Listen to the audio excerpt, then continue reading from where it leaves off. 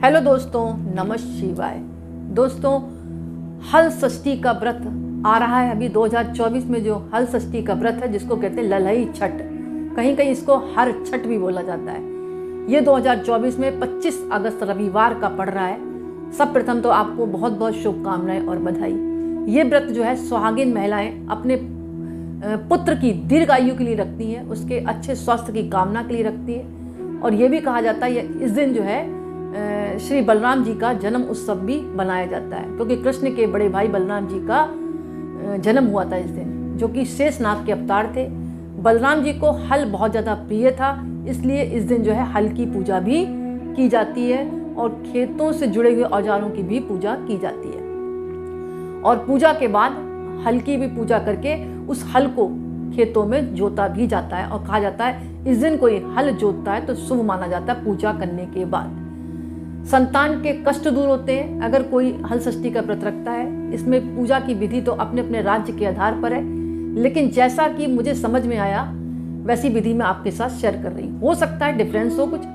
मेरे आधार पर गोबर से एक जमीन को थोड़ा सा लीपना चाहिए, कच्चे मिट्टी से भी आप लीप सकते हैं। वहाँ पर आटे का एक चौक सुंदर सा बना दें, रंग बिरंगे गुलाल से आप उसको सजा दें चौक को, और वहाँ पर आप शिव परिवार स्थापित कर सकते हैं। इसके साथ साथ षष्ठी देवी की माता की पूजा कर सकते हैं, हम उनकी फ़ोटो बना सकते हैं। अगर फ़ोटो मिल जाए तो अच्छी बात है छठ माता की, और नहीं मिलती तो अपने मन से उनको आप बनाकर मतलब स्थापित कर सकते हैं। और इस दिन जो है ये भी कहा जाता है एक तालाब बनाते हैं जिसमें छरबेरी की टहनी है, पलाश की टहनी है, कांसे की डाल लाकर एक साथ इनको बांधकर उस तालाब में स्थापित कर दिया जाता है, एक गमले के अंदर रखकर। और 5 तरह के अनाज जो है छोटे छोटे कुल्हड़ों में भुंजे हुए अनाज रखकर भी षष्ठी माता को अर्पण किया जाता है। और ये भी कहा जाता है कि जितने बच्चे होते हैं उतने ही कुल्हड़ भरे जाते हैं, कहीं कहीं ये भी कहा जाता है। और इस दिन जो है हल से जुड़ी हुई जैसे चीज़ें होती हैं उसका सेवन करना वर्जित होता है, नहीं करा जाता। जो हल से जुटे हुए अनाज होते हैं उनका सेवन नहीं किया जाता। और गाय के दूध और दही का भी सेवन नहीं करना चाहिए, भैंस के दूध का सेवन किया जा सकता है। और ये भी कहा जाता है कि बलराम जी का जन्म उत्सव के रूप में मना रहे हैं तो बलराम जी के नाम से कलश स्थापित करें, उनके तिलक लगाएं। एक नारियल स्थापित करने के बाद वहाँ पर सफ़ेद फूल अर्पण कर दें। ओम बल भद्राय नमः का जाप करें, पीपल के पत्ते बलराम जी को अर्पण करें। बलराम जी के जो शिष्य थे वो दुर्योधन थे, यानी दुर्योधन को गदा किसने सिखाई थी? श्री बलराम जी ने सिखाई थी, ऐसा कहा जाता है।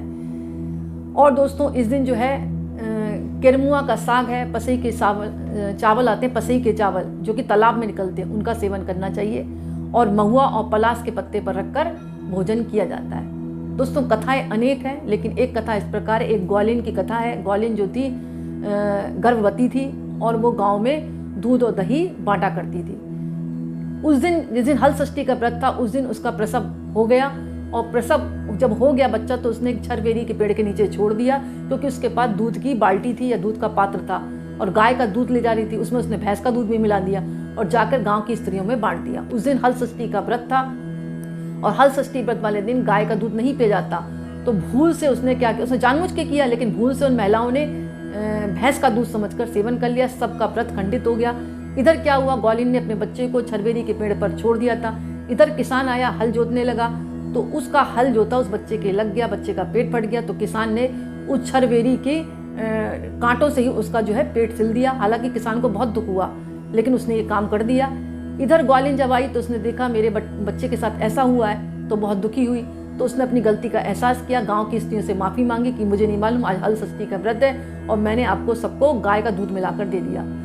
तो महिलाओं ने उसको माफ़ कर दिया क्योंकि उसने क्षमा मांगी। तब से कहा जाता है कि हल षष्ठी का व्रत जो भी सुहागिन महिलाएं रहती है उसके बच्चे की दीर्घायु होती है और बच्चे के जीवन में आने वाली बाधाएं दूर होती हैं और संकट दूर होते हैं। लेकिन इस दिन गाय का दूध और दही का सेवन बिल्कुल ना करें, भैंस का दूध का सेवन किया जा सकता है। अनाज और फल जो है हल से जुते हुए नहीं खाने चाहिए, बाकी तालाब में निकली हुई चीज़ों का सेवन किया जाता है। तो दोस्तों आज का वीडियो मैं ही समाप्त करती हूँ। कमेंट्स में नमः शिवाय जरूर लिखें। बहुत बहुत धन्यवाद।